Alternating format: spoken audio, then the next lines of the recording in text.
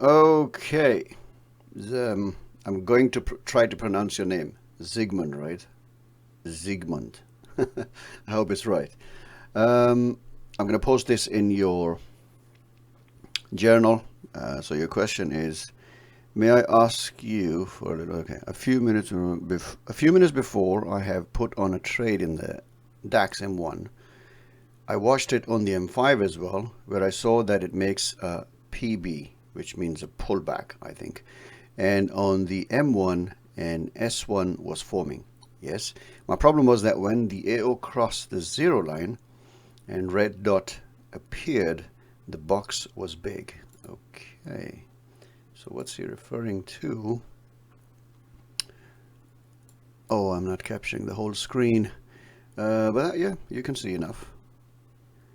Yes, the box was slightly big. You took the trade here. Okay, so I can see what you're trying to do. Oh, where did it go? So what did you do? My problem with the box was big. I waited for further confirmation and an S2 formed. As you can see on the screenshot, I put on the trade when the box low was broken. What confused me that I did not know if I put my stop loss to an appropriate level, the orange box.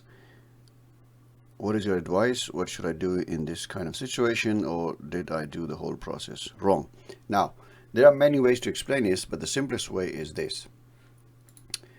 What you have done is a very accurate way of trading.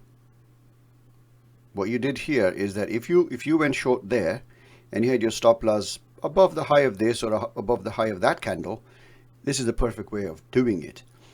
The problem, however, is if you are in stage one, if you do want to train for discipline, from what I see, you probably have grasped the idea of the setup one quite nicely. So you could either stick to the 1 hour and 2 hour method, that is the requirement of stage one, or you could develop your own way of taking trades. For example, this one, what will I do if the box is big? Now, the simplest stage one trading is that when the box is big, you leave the trade alone.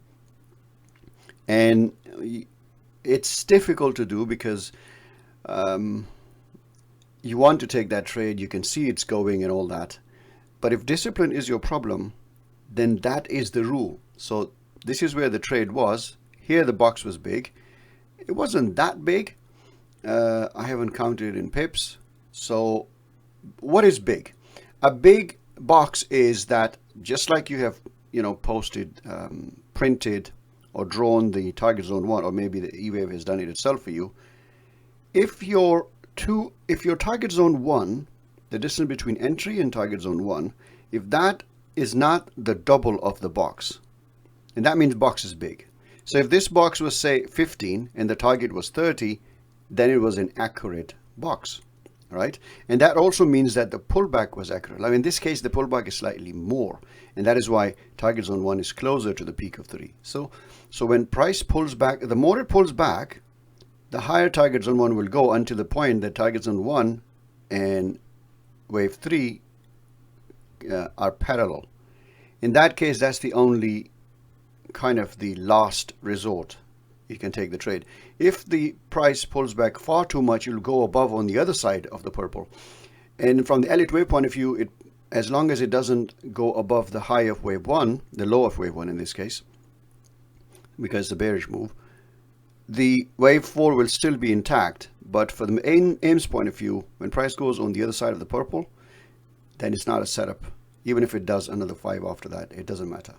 So your question is really nice. Your dilemma is great.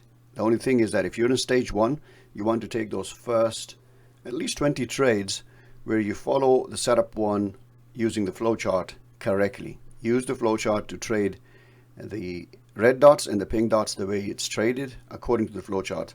If you don't understand the flowchart, I think and I hope that the tutorials that explains the setup 1, 0 and setup 2 and the explanation of flowchart will be enough for you. So yeah, a very good trade after all. But if it's a setup, it's a stage 1 thing, it will be a DS0, a great trade, but a DS0 because the rules for the stage 1, it says stage 1 is a challenge. You have to put away your great things that you've learned in the past 2 or 3 years or whatever time you've been trying to trade and focus entirely on the concept presented to you in that stage 1 to see if you can really be disciplined. And the challenge is, you want to trade, you're clear about it, but it's not according to your rules, so you stay out.